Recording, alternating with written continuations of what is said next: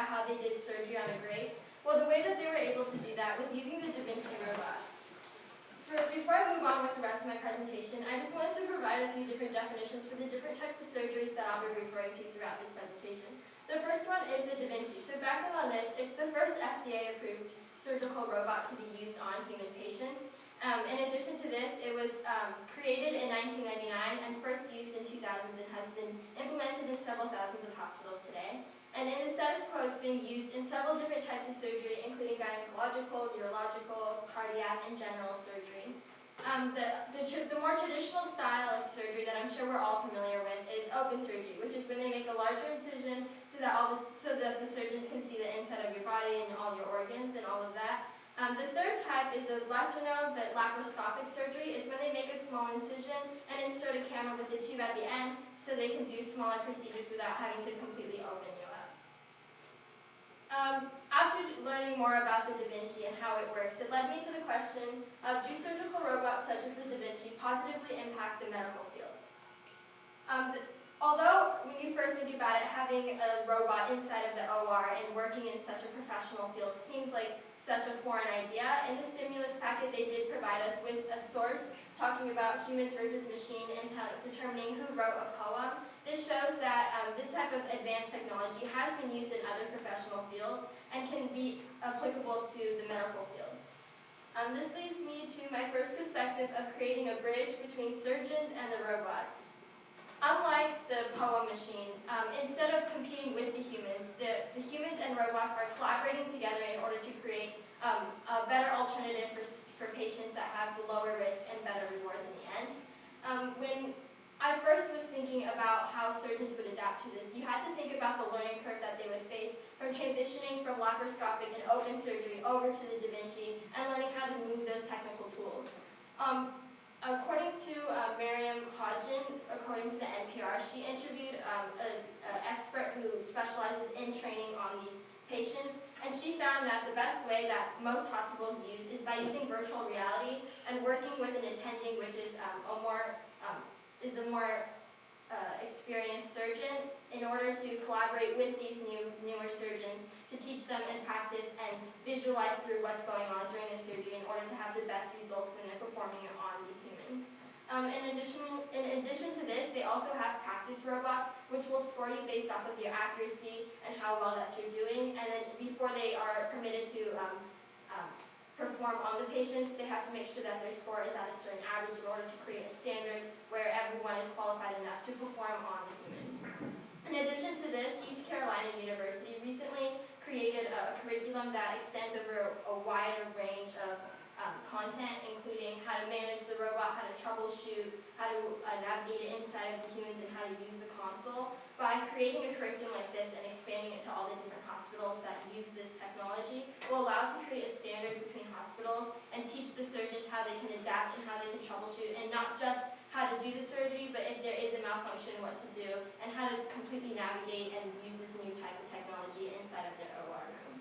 Although there is extensive training and they're all qualified, and you can, later on, as I'll mention, the results are extremely beneficial, some do believe that because they're using virtual reality, they're lacking hands-on training. Although they are not doing hands-on training, they're doing the same type of training that they would do in traditional surgery, where they work with attendings first, they do practice surgeries, they learn about it in the classrooms, and then they go out and then work with attendings and then slowly dip their toes into it. The same thing works with robotic surgery, and they are all qualified before they go in and make sure that they feel comfortable, which is another aspect to it.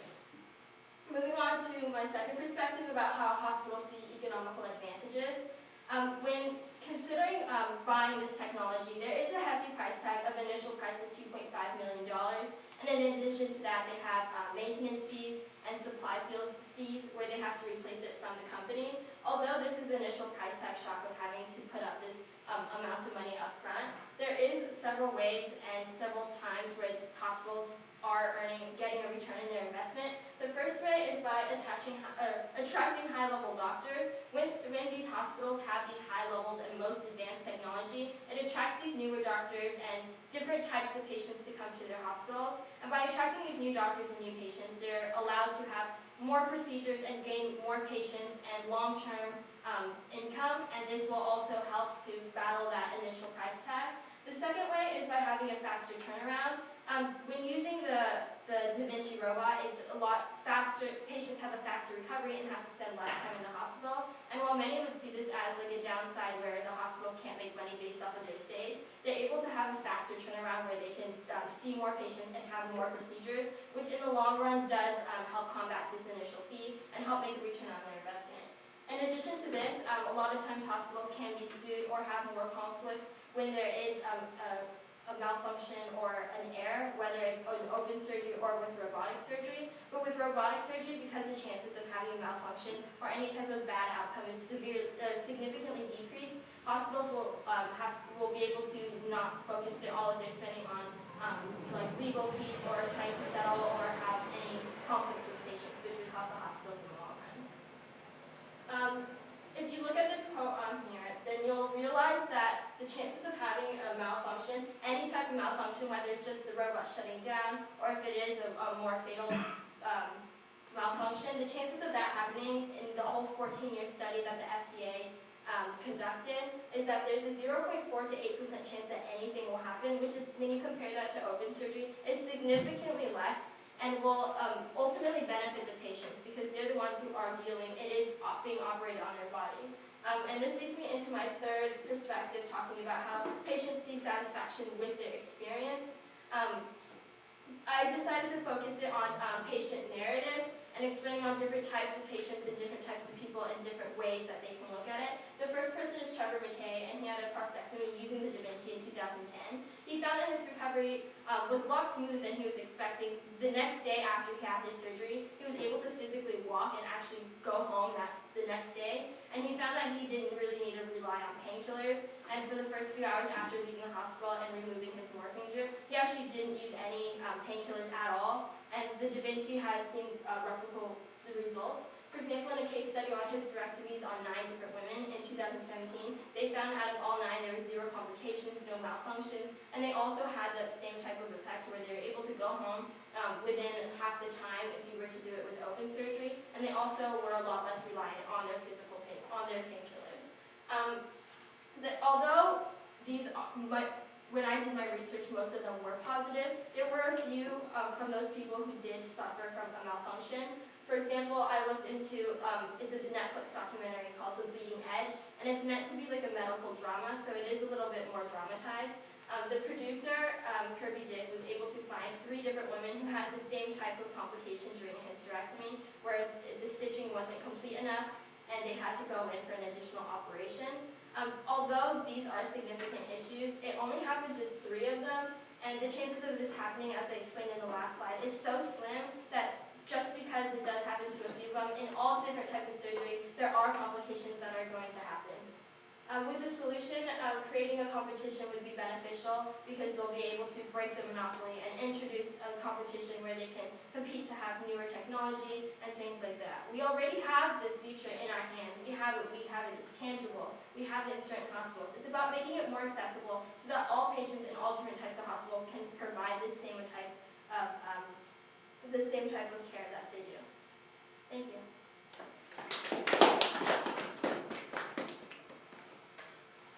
Thank you. Emily, what information did you need before you began your research, and how did that information shape your research? Pretty early on, I knew I wanted to focus on surgical robots in the medical field, but as I did my research, I realized that there are different types of fields within surgery, like I mentioned, there's gynecological, there's open surgery, there's cardiac, thoracic surgery, there's a lot of different types, so I had to specify on which ones I wanted to focus on, and I ended up focusing on the ones that I mentioned in the beginning of the presentation, and I also had to focus on which robot I want to use, because there are different types, but I ended up picking the one with the Da Vinci one, which is the more dominant and the more popular one, and I was able to find more information on that.